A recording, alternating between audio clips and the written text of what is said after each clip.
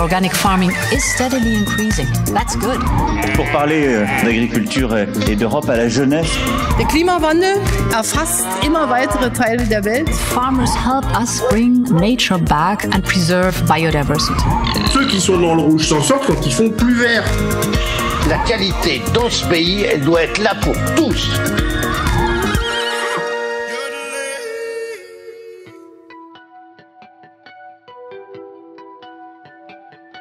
Vous ne jurez que par le poulet de Bresse, le Saint-Nectaire ou encore l'asperge des Sables des Landes.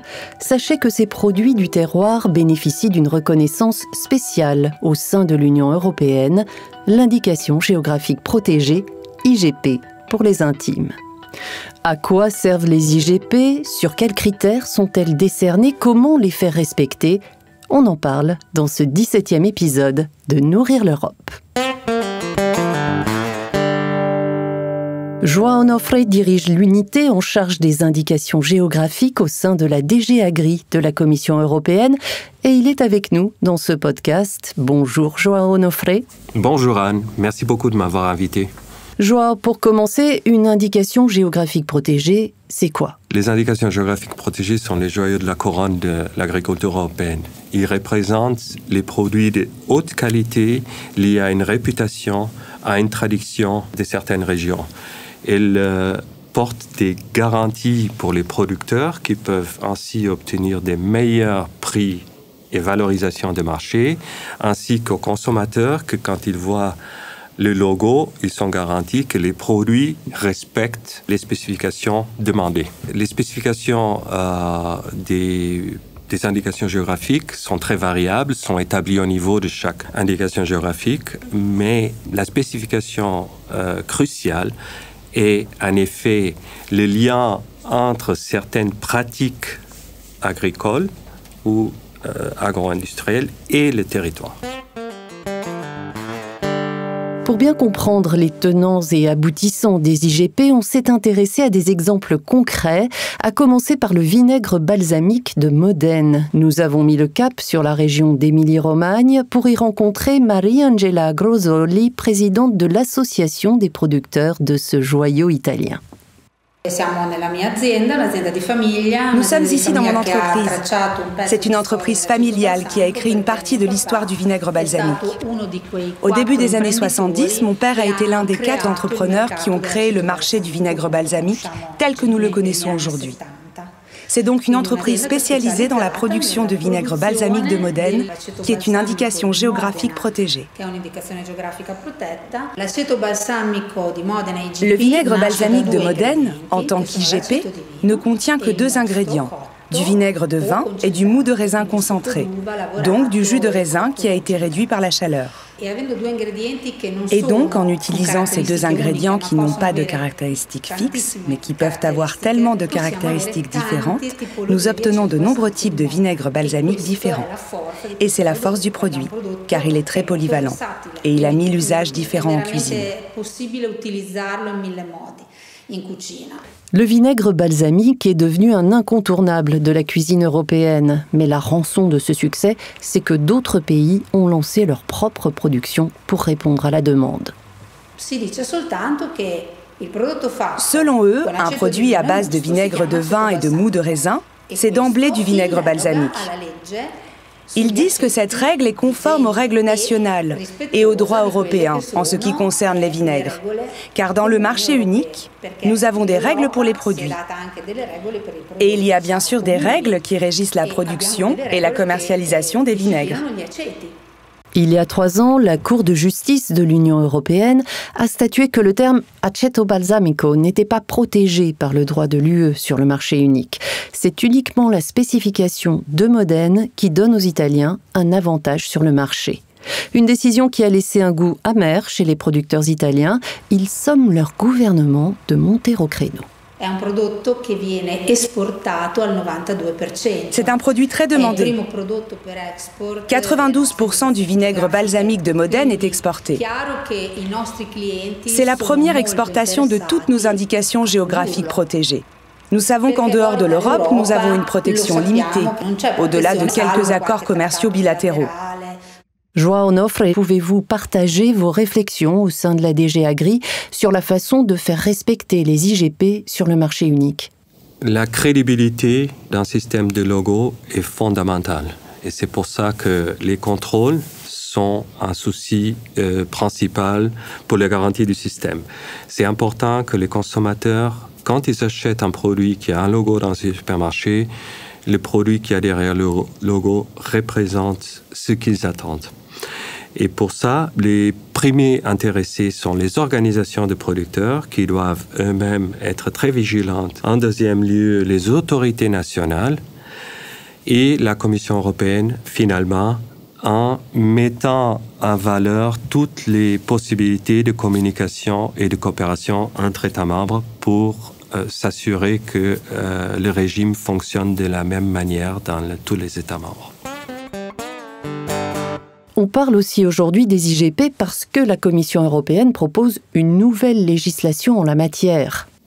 Dans le cadre du Pacte vert européen, pour la première fois, on propose des dispositions de soutenabilité dans les cahiers de charges des indications géographiques. On propose des nouvelles règles pour les nouveaux systèmes de vente, c'est-à-dire notamment les domaines Internet. On propose un renforcement des organisations de producteurs pour qu'ils puissent avoir un rôle plus actif contre la contrefaçon. Le texte proposé par la Commission vise également à regrouper pour la première fois les aliments et les vins sous un même règlement cadre. Il est à présent examiné par le Parlement européen et le Conseil, comprenez les gouvernements nationaux de l'UE. Au Parlement, le député européen Paolo De Castro est à la pointe du dossier. Professeur d'économie agricole, il représente la région d'Émilie-Romagne. Il m'a fait part de sa réaction lorsqu'il a lu pour la première fois la proposition que votre équipe a élaborée. Je vous propose de l'écouter.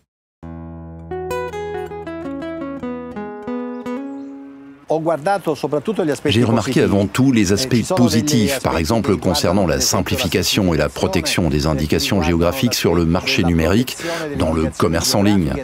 Certains aspects de la proposition nous préoccupent cependant, par exemple le rôle attribué à l'organisation de la propriété intellectuelle de l'Union européenne qui supervise les marques.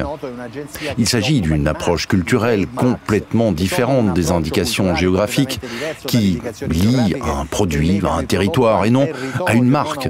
Il y a donc des modifications à apporter, c'est certain. João Onofre, pourquoi accorder un rôle plus important à l'Office de l'Union européenne pour la propriété intellectuelle dans la protection des IGP? On propose d'adresser la question fondamentale de l'approbation des cahiers de charges par une assistance technique de l'Office de marque de propriété intellectuelle.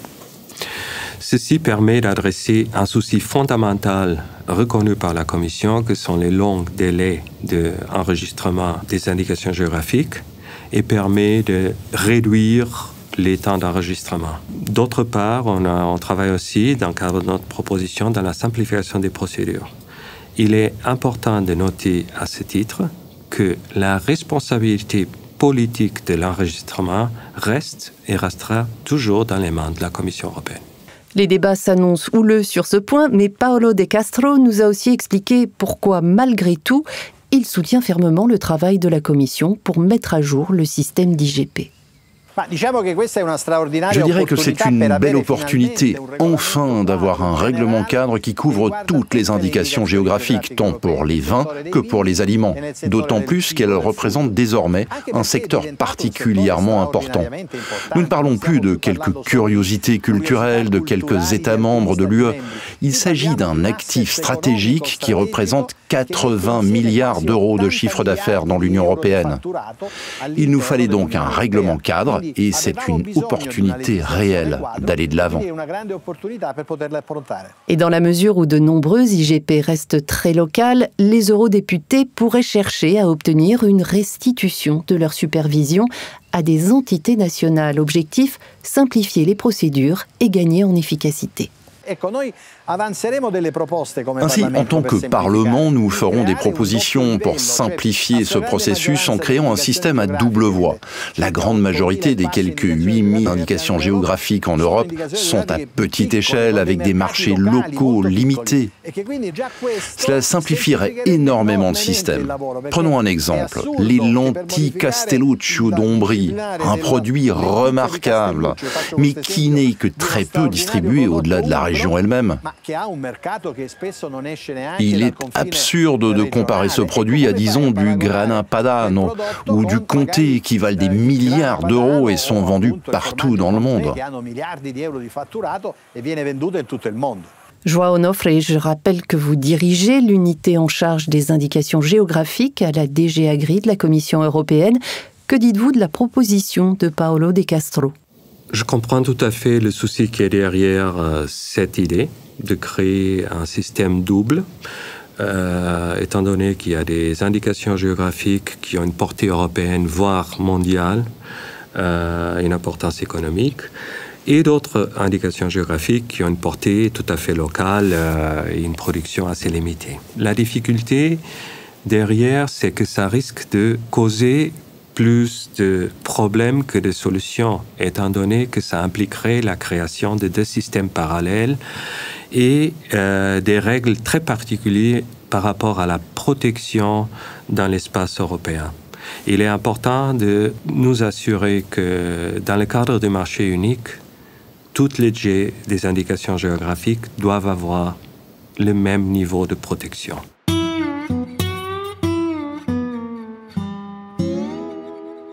Alors, même sujet, autre produit, je vous propose de retourner en Italie à la rencontre cette fois de Davide Vernocchi, président d'Apo Conerpo, l'organisation professionnelle des producteurs italiens de fruits et légumes, la plus grande organisation nationale de ce type en Europe. Nous sommes à Villanova di Ravenna, dans ma ferme fruitière qui compte une vingtaine d'hectares de terre qui produisent des nectarines, des abricots et des poires. Les poires et les nectarines bénéficient de l'IGP. Davide l'affirme, les imitations, les évocations, voire la fraude pure et simple ne sont pas le monopole de pays étrangers. Elles se produisent sous son nez. Nous constatons souvent que les fruits provenant d'autres régions sont étiquetés sous nos IGP. Les IGP s'appliquent à une région géographique limitée et il y a donc parfois des pénuries. Ainsi, nous voyons des fraudeurs acheter des fruits ailleurs et les faire passer pour nos fruits IGP, ce qui est inacceptable. Heureusement, nous commençons à nous attaquer à ce problème, mais nous devons faire preuve d'une vigilance maximale. Nous avons contacté la NAS, une unité de la police italienne qui aide les producteurs comme Davide à faire respecter leurs indications géographiques protégées. Ses membres n'ont pas souhaité s'exprimer, mais Davide nous a fait part de ses réflexions sur la manière dont l'Italie gère ses défis permanents. Malheureusement, le monde est plein de gens sournois qui veulent limiter les caractéristiques uniques qui reflètent l'histoire d'une zone géographique particulière. Qu'il s'agisse du NAS ou de la cellule antifraude du ministère de l'Agriculture, qui a aussi un rôle fort, je dois dire qu'ils ont mis en place un système de contrôle minutieux. De mon point de vue, de producteur, le travail que font les autorités italiennes est très apprécié pour les résultats qu'elles ont pu obtenir.